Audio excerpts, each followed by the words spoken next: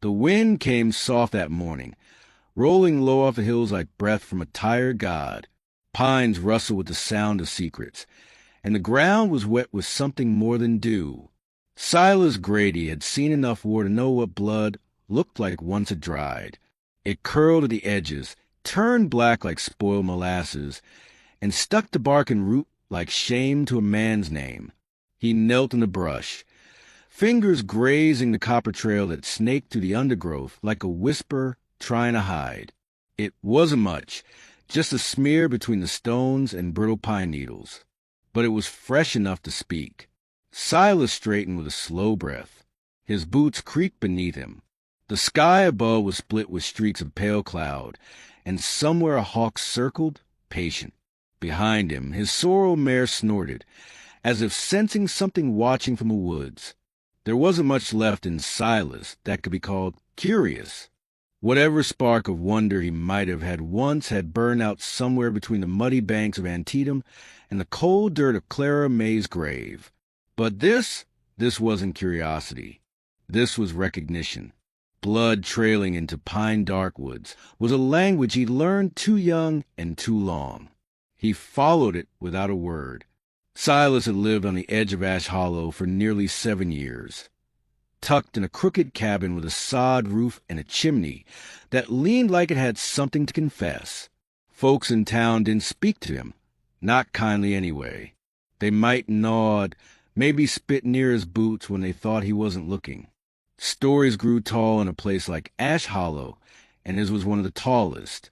Some said he'd killed Clara May. Others said he let her die. No one ever asked him the truth of it, and he never gave them reason to. But this blood, this path, it didn't care what name he carried. The trail was faint, winding deeper into the forest, disappearing in patches, and then returning like a pulse that refused to stop. The woods were thick this time of year, and the sun came down in dappled beams through golden leaves. Silas moved carefully, eyes scanning ahead, every muscle taut like old rope about to snap. It was almost an hour before he found the log. It lay cracked open, hollowed by time, nestled between 2 leaning pines like it had fallen there a century ago, just to hold this moment. Silence fell around it. The wind paused. Even the birds seemed to hold their breath. At first he saw nothing, then a flicker, movement inside, a shift, like something smaller than a deer, slower than a fox. He crouched low, shoulders drawn in, his voice a whisper stitched with dust. "Easy now," he said. "Ain't here to hurt you." From inside the log, a shadow stirred. Silas didn't move. He let the stillness settle, let his breath become part of the forest. After a long pause, the shadow resolved into a shape. A child, thin, dirt-smudged, curled into himself like a creature not meant for sunlight. The boy's eyes caught the light first. They were too big for his face, ringed in hollows, and filled with something that went deeper than fear. Something like knowing, like this wasn't the first time he'd hidden from something worse than wolves. Silas took off his coat slow, held it out like an offering. "You cold?" he asked gently. No answer, just those eyes. "You hurt?" The boy blinked. Silas's voice softened further. "You got a name?" And then, so faint it could have been a wind-swept leaf brushing past. "He'll kill me if you tell." Silas froze, not because of the words, but because of the way they were said. Not shouted, not cried, just whispered, like fact, like weather. He didn't press. Instead, he laid the coat near the log's opening and backed away a pace. The boy didn't move, but his eyes never left Silas's hands. Trust wasn't a thing built in a moment. It was carved slowly, like a name into stone. "Stay or come," Silas said after a while. "I'll be just over that ridge. You're safe now, if you want it." He turned and walked away. That night, the wind picked up, cold for early autumn. Silas left his lantern burning low on the porch rail, left a wool blanket, folded on the steps. The horses stirred restlessly in the barn, but he didn't go out to them. He waited in the dark, rocking slow in Clara's old chair, the pine-sweet air wrapping around him like a ghost he'd grown used to. At dawn, the blanket was gone. Silas found the boy asleep in a hayloft, curled against a sack of oats like a pup in a burrow. His coat was draped over him. One of the barn cats lay beside him, purring soft like it had been guarding him all night. He didn't wake him. Instead, Silas went about the morning like he always did, fed the chickens, watered the horses, repaired the fence where the storm had pulled it loose last week. He didn't speak a word, but he left an enamel cup of milk on the loft ladder, and a biscuit. When he returned at noon, the cup was empty. The biscuit was gone. Silas didn't ask the boy to stay. By the third day, the boy was feeding the cat scraps from his hand. Still hadn't said another word. Still jumped at every creak of the barn door. But he didn't run. And that meant something. Silas started calling him Zeke. Though the boy never said if it was true, it felt right, short, strong, biblical, like a name that could hold a life in it. Town didn't know yet, and that was fine. Ash Hollow was the kind of place where silence wasn't golden. It was expected. People didn't ask questions, and when they did, it was usually because they already had answers they liked better. Silas didn't go in much, not since Clara's funeral. She'd been buried in a corner of the churchyard, the part where the fence leaned and the wildflowers grew tall. Judge Ransom had paid for the headstone. Folks said it was kind of him. Silas thought it was convenient. The judge's son, Luther, still walked the town like he owned it.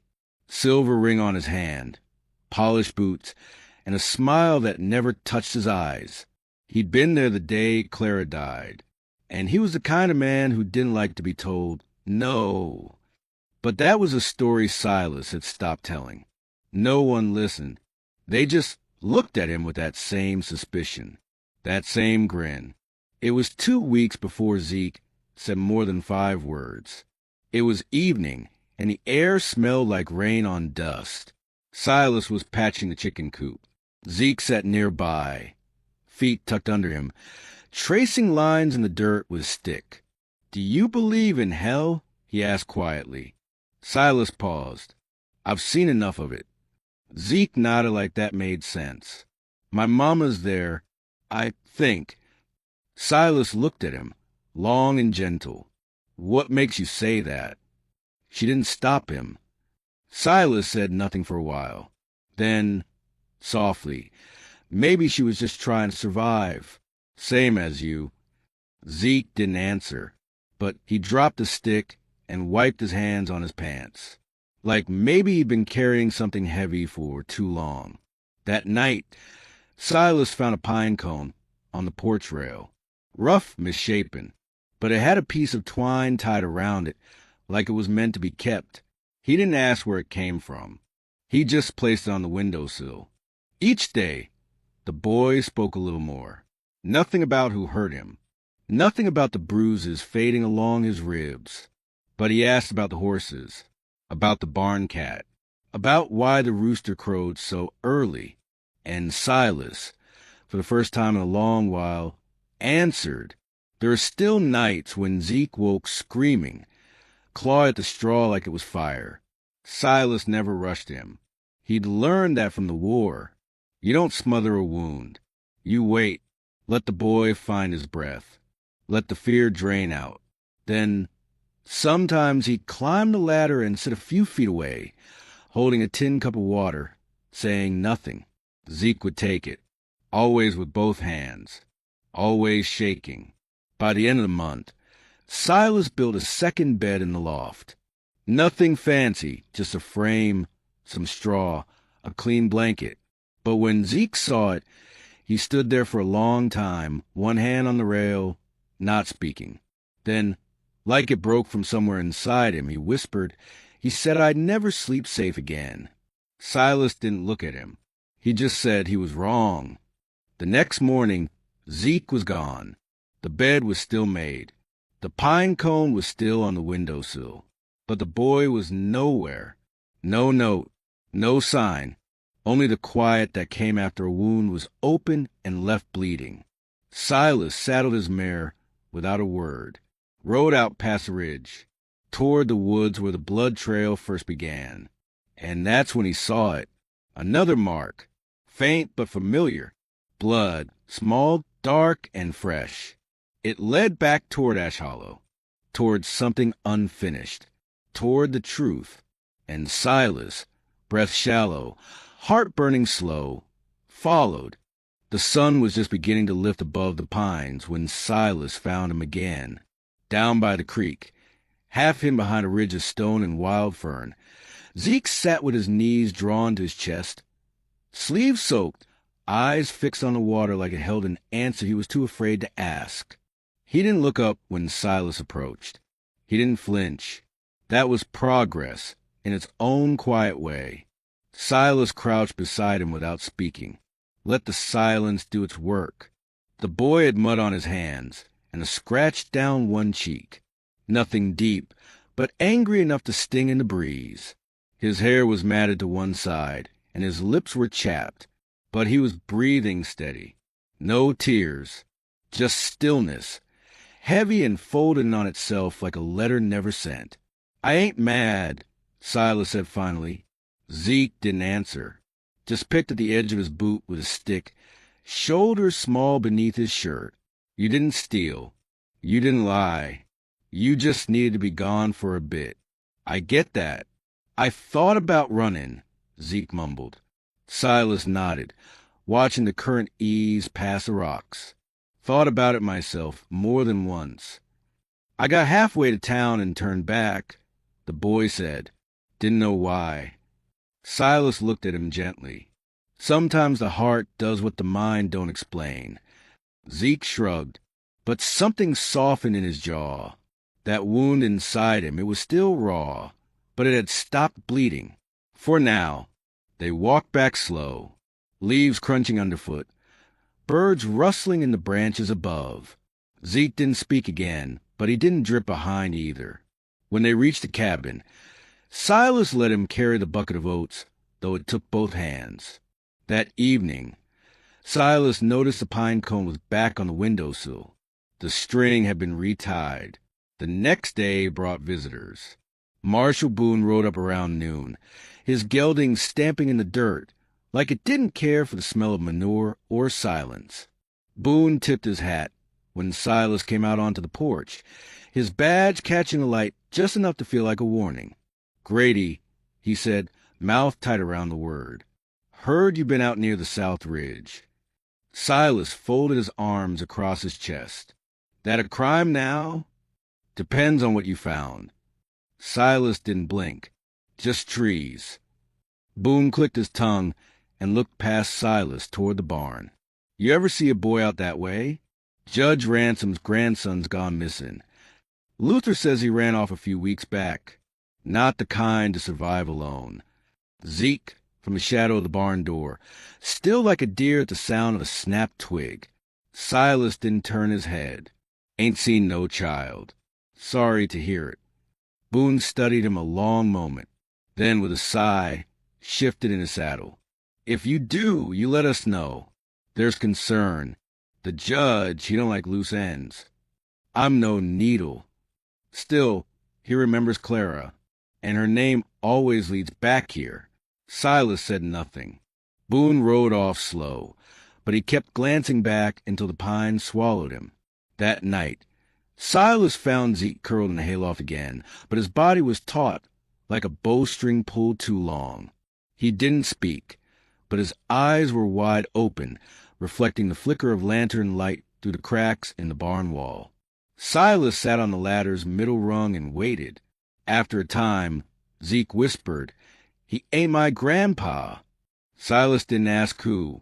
Zeke continued, barely audible, "Mama used to clean for them. The judge, his son, they'd make her stay late. I'd sleep under the porch sometimes. One night, I woke up and she was crying. He was still in the house." Silas closed his eyes. The boy didn't need coaxing. He needed space. Space to bleed out the truth slowly. I told her I didn't like the silver ring man. She told me never to say that again. Said he'd ruin us. Zeke's voice cracked at the edge, but he kept going. Later, she started looking tired all the time, and she'd flinch when I touched her. One day, she didn't wake up. The barn creaked in the wind. I hid for 2 days before I ran. He saw me once and smiled, said he'd find me, that no one would believe a trash child. Silas breathed through the fire rising in his gut. He wanted to rage, to break something, but instead he whispered, "You ain't trash. You're the bravest thing I've seen in a long while." Zeke said nothing, but his hand shifted towards Silas's boot, like he needed something solid nearby. From then on, Zeke started helping more around the ranch. Small things at first, hauling water, feeding the chickens, sweeping the porch. Silas never pushed. He just made space, and the boys slowly filled it. Once, while fixing the roof, Silas looked down to find Zeke sketching horses in the dirt with a stick. He had talent, strong lines, a sense of motion. Silas knelt beside him and asked about it, and for the first time, Zeke smiled. He used to draw on the walls when Mama was working. She said I could be a painter if I stayed quiet. "You don't need to stay quiet no more," Silas replied. That night, he brought down Clara's old box of paints from the attic, set them gently on the table without a word. Zeke stared at them for a long time, then picked up a brush like it was something sacred. 3 days later, Judge Ransom himself came calling. He didn't ride up. He arrived in a black carriage with brass trim, driven by a man who didn't speak. Luther stepped out first, all polished grin and hard eyes. Then came the judge, tall and stiff like a man made of rusted iron. "Mr. Grady," he said, not waiting to be invited closer, "we're looking for a boy. Dangerous. Delusional. Stole from us and ran." Silas leaned against the porch post, arms crossed. "And you think I'm the kind to harbor a thief? You're the kind to keep to yourself. That makes you difficult to read. I like it that way." Luther stepped forward, tapping his silver ring against his belt buckle. "He's a liar, Silas. He's got a wild imagination. Said I heard him. Can you believe that?" "I believe what I see," Silas said, eyes not leaving Luther's face. The judge gave a thin smile. "Then I suppose you'd best watch what you see." Zeke stayed hidden in the loft that day, under a tarp, clutching a pencil so tightly it broke in two. When Silas climbed up after they'd left, the boy asked, "They gonna take me?" "Not if I breathe first," Silas said. Zeke didn't reply. But later, he left a new drawing on Silas's pillow, a horse and a man standing in front of a tall pine. Above them, a boy sat on a branch, watching the sky. That night, someone fired a shot through the barn wall. No one was hit, but the message was clear. Silas didn't go to the marshal. Boone wouldn't help, not against men like the Ransoms. Instead, he fortified the cabin, reinforced the windows, double-barred the doors. He dug out his old rifle and cleaned it in silence while Zeke watched with wide, solemn eyes. "Will they kill us?" the boy asked. Silas looked up. "They'll try to scare us, make us feel small. But I ain't afraid of men who hide behind money." Zeke frowned. "I am." "You don't have to be. Not alone." After that, Zeke began sleeping in the main cabin, not because he was told to, because the dark outside no longer felt like something he could face alone. Silas set up Clara's old cot in the corner. The boy never thanked him, but he placed the pine cone beside it the first night. Sometimes Silas would find him sitting at the window, staring out into the trees. One evening, Zeke asked, "What if they come when you're not home?"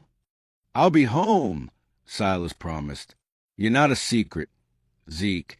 You're a person, and I'm tired of hiding what matters. Silas knew the town wouldn't help, but not everyone in Ash Hollow was blind. There were cracks in the silence, places where light still filtered through.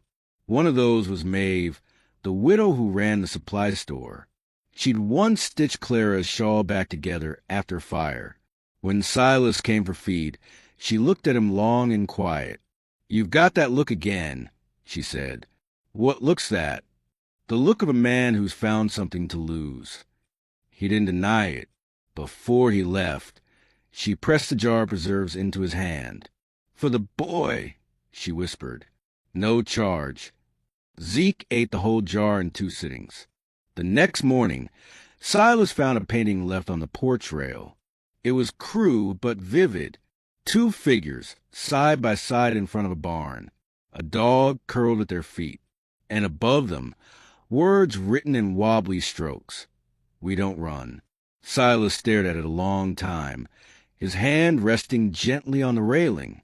Zeke stepped beside him, quiet. Silas asked, "You ready to stop hiding?" Zeke nodded once.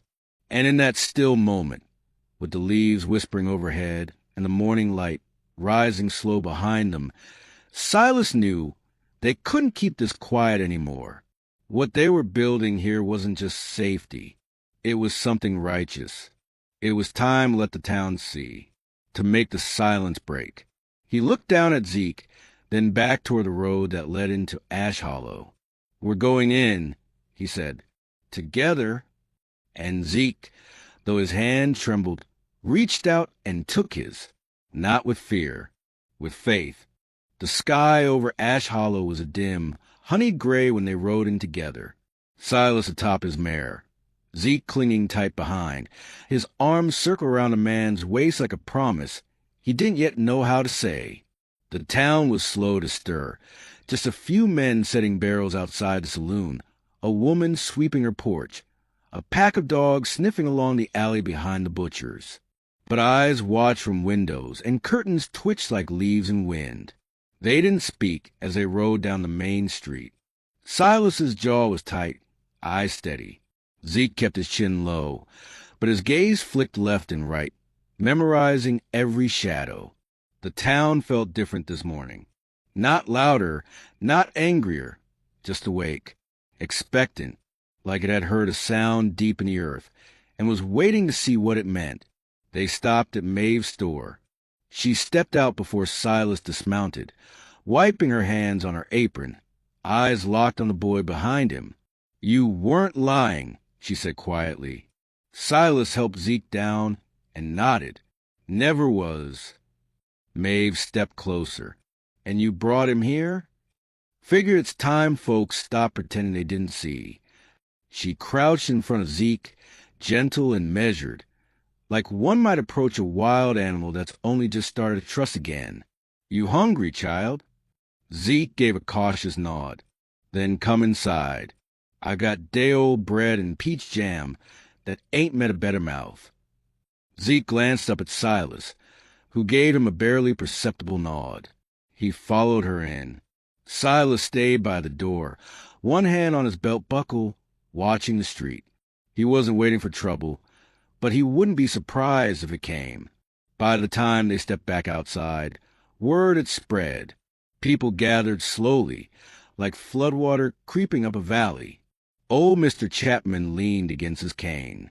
Miss Hargreaves, the preacher's sister, clutched her Bible a little too tight. And at the edge of the saloon awning, Luther Ransom appeared, all polish and poison. "Well now," he called, pushing off the post with a smile too wide. "Ain't this a sweet little parade?" Silas turned toward him. "You got something to say. Say it." "I'm just wondering what the law thinks of men keeping children that don't belong to them. Don't belong to you either. Blood says otherwise. Blood's a lie when it's spilled for pleasure." Luther's smile faltered, just a hair. The tension crackled like dry timber. Every breath in the street seemed to hold. Zeke stood still beside Silas, his small hand curled into the fabric of the man's coat. He was trembling, not visibly, not to anyone else. but Silas felt it. Marshal Boone arrived minutes later, riding in with his usual false calm. His badge caught the sun, and his face carried the weariness of a man who knew better than take sides, until it hurt to stay neutral. "Grady," he said slowly, "you bringing that boy into town. What you hoping to do?" "Not hiding any more," Silas replied. Boone looked at the gathered crowd, then at Luther, who stood smirking like the victor of a game he'd already fixed, then back at Silas. "There's talk," Boone said, "about what happened to the judge's daughter-in-law, about that fire. You stir this. It won't be just gossip." "Good," Silas said. "Time the fire burned where it should have." Boone hesitated, then swung down from his horse. He walked to Zeke and knelt.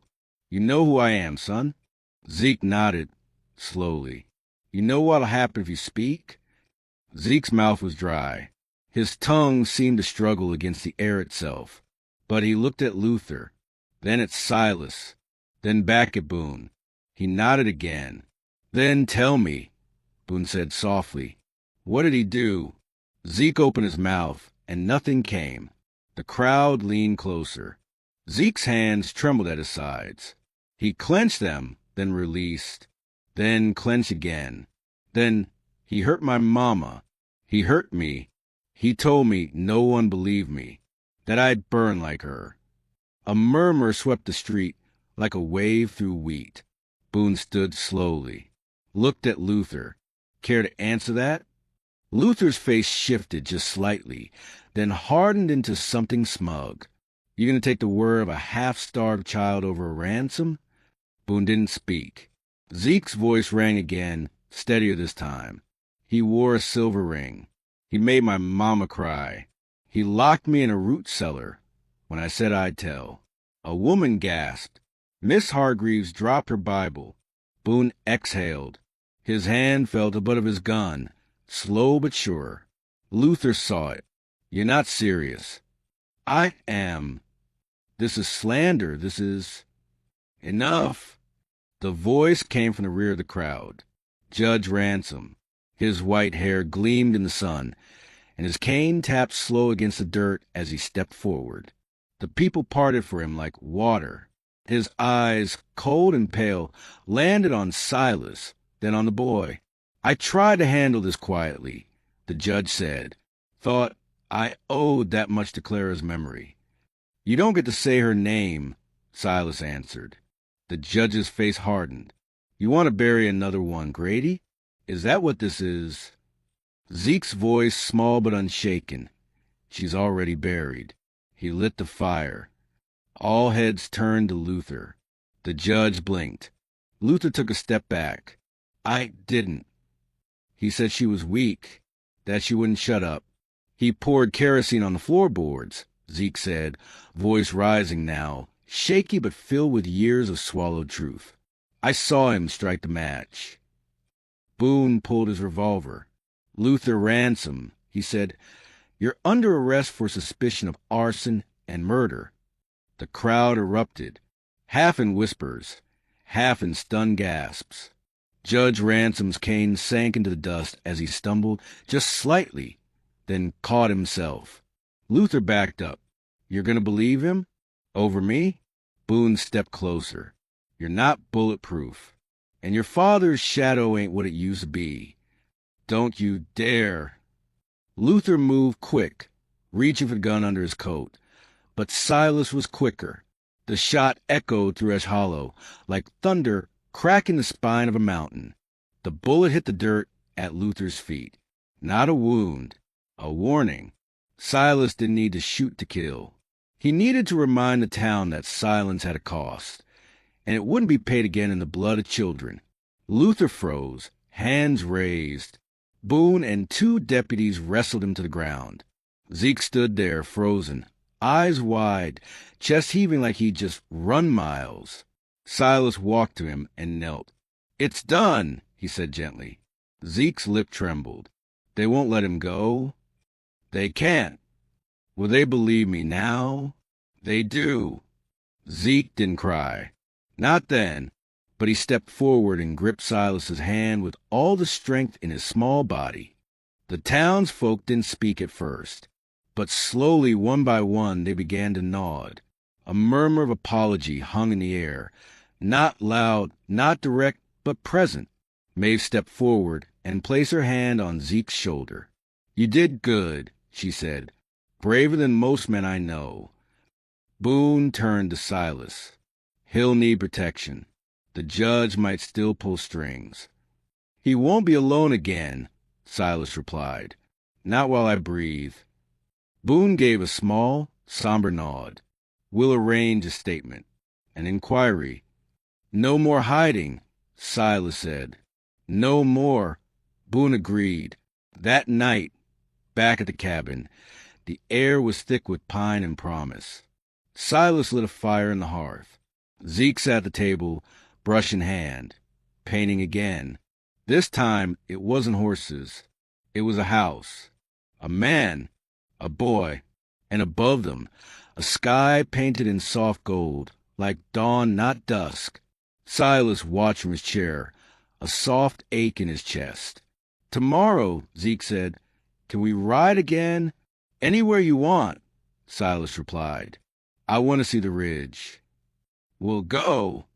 Zeke paused and added, "I want to show you where I ran, so you know why I came back." Silas smiled faintly. "I already know." Zeke didn't speak again, but he reached for the pine cone on the windowsill and placed it beside his painting. The string was fraying now, but it held, just like him. Outside, the wind carried no secrets. Inside, a boy who'd once been silent painted his own story, one that couldn't be buried, one no fire could erase. The days after the arrest fell quiet like the hush after a storm, where the wind no longer howled, but the damage still lingered beneath broken branches and split earth. Zeke woke every morning before the sun and sat at the window of the cabin, wrapped in an old quilt, watching the world with the alert stillness of someone who'd learned to survive in silence. Silas let him. Some wounds needed time to finish opening before they could close. At night, Silas cooked simple meals, bacon, beans, cornbread, and Zeke, who once ate like someone afraid the food would vanish, now chewed slowly, asking questions in soft bursts. Why do chickens sleep standing? Did Clara like music? What was war like? Silas answered what he could. Always honestly, never too quickly. They didn't speak much of Luther or the judge. That part of the world was behind them, if not buried.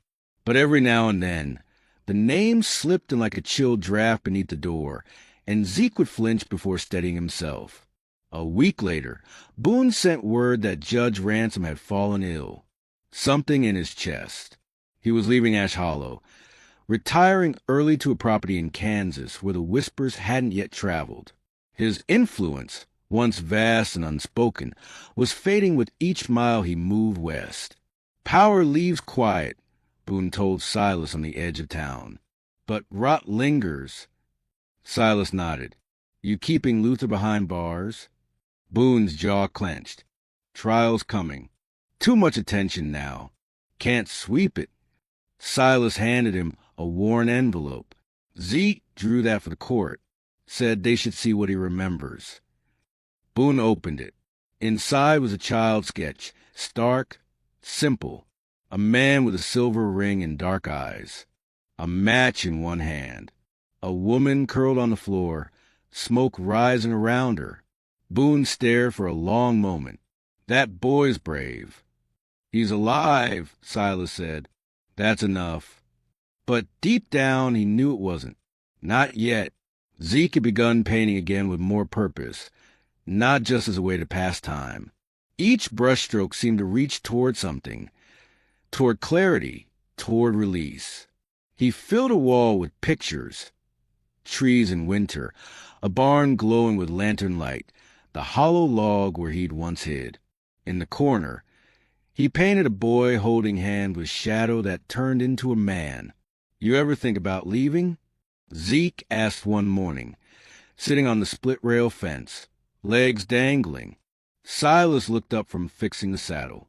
Used to. Why didn't you? Didn't have a reason to stay, but didn't have one to run either. That changes a man. Zeke was quiet for a while. Then he said, I want to go back there, to the log. Silas's hands paused on the strap. Why? I need to stand there and not feel scared anymore. So they went. The ride was short but solemn. Late autumn had begun its slow creep across the valley, brushing every branch with gold. When they reached the grove, Zeke dismounted without help and walked to the log on his own. He knelt beside it, touched the bark with steady fingers, and whispered something Silas didn't catch. Then he turned and said, I don't want to be from there. I want to be from here now. On the way back, they passed Maeve, who was planting winter onions along the fence near her shop. She waved Zeke over and handed him a parcel. It's for the schoolhouse, she said. That's what you wanted, isn't it? Zeke looked confused. What do you mean? You told me last week you want to paint something big, something that stayed. Inside the parcel were brushes, larger than any he'd used before, and pots of paint sealed tight with wax. You're going to paint the front wall, she said, and when people walk past it, they'll know this town grew a heart. Zeke blinked at her, stunned. Everyone else leaves marks with words, she added. You leave yours with color. The next morning, Zeke began. At first, it was only streaks of blue and green, shapes that didn't yet hold meaning. Silas sat across the street with a mug of coffee and watched the boy paint like it was his first language. As the week passed, the mural took form. A tree at its center, branches wide like arms. Beneath it, not one figure, but many children, women, men, all faceless, all different, standing beneath a sky that pulsed with red and gold. At the edge of the mural, a smaller tree stood, cracked in half, but out of its split trunk grew wildflowers, bright and defiant. People stopped to watch, some only for a moment. Others stayed, lingering longer each day. No one laughed. No one scoffed. Ash Hollow, it seemed, was learning to witness. One morning, as Zeke was adding stars to the sky, Boone approached Silas, his brow tight. You should know, he said low. Luther's lawyer filed a motion. They want him moved. Say he's not safe in the county jail. Silas narrowed his eyes. Moved where? Rail car. Eastbound. Might be gone by sunrise tomorrow. After everything? Boone nodded. Still connections. Still money. That night, Silas stared at the fire long after Zeke had fallen asleep. The boy's blanket had slipped from one shoulder, and he pulled it up gently, careful not to wake him. He sat back, thinking, not of vengeance, not even of justice, just of truth, and of what still needed to be done. Before dawn, Silas saddled his mare. Zeke woke, rubbing his eyes, as the front door creaked. You leaving? Only for a few hours. Where? To say something I should have said years ago. He rode hard through the mist, past the creek in the hollow, until the jailhouse rose before him like a memory. Boone was outside, cup of black coffee in hand. I was wondering. Boone said, I want to speak to him. Boone hesitated. You sure? No, but I'm ready. Inside, Luther sat in his cell, back against the wall, expression bored. But when he saw Silas, his smile turned sharp. Well, come to watch me go. No, Silas said. I came so I could sleep again. Luther chuckled. You think one visit's going to wash off the guilt? You didn't save Clara. You never even tried. Silas stepped closer. You're right. I didn't try hard enough. But I'm not here to fight you. I'm here to see what cowardice looks like before it leaves town. Luther stood, stepping to the bars. You don't scare me. You don't have to be scared of me. You just have to sit in what you did and know it lives in color now. That boy, he painted your story on the front of the town you thought you owned. Luther's smile faded. Silas continued, every child that walks by will see what evil looks like, and how small it really is. He turned and walked out. As the train rolled in an hour later, the sky split with light. Luther Ransom was loaded into a car under heavy guard. Face turned from the people who lined the platform. Zeke stood behind Maeve, watching quietly, a paintbrush in one hand. Silas approached him and said nothing, just stood there. Zeke looked up. Is it over? Silas thought about it, then said, it's starting. In the days that followed, the mural was finished. Zeke signed the bottom corner, not with his name, but with a pine cone, sketched in white. It became a symbol, a quiet rebellion, a seed that endured cold and fire before it grew. Ash Hollow didn't change overnight. No place ever does. But it softened. People began to look Silas in the eye again. A school bell rang each morning. Children played near the creek, and one wall pulsed with color, a story only the brave could have told. One evening, Zeke sat beside Silas on the porch, legs swinging, paint on his fingers. I don't feel broken anymore, he said. Silas nodded. You never were. Zeke leaned his head against the man's shoulder, eyes drifting shut. You think Clara would have liked the mural? Silas smiled.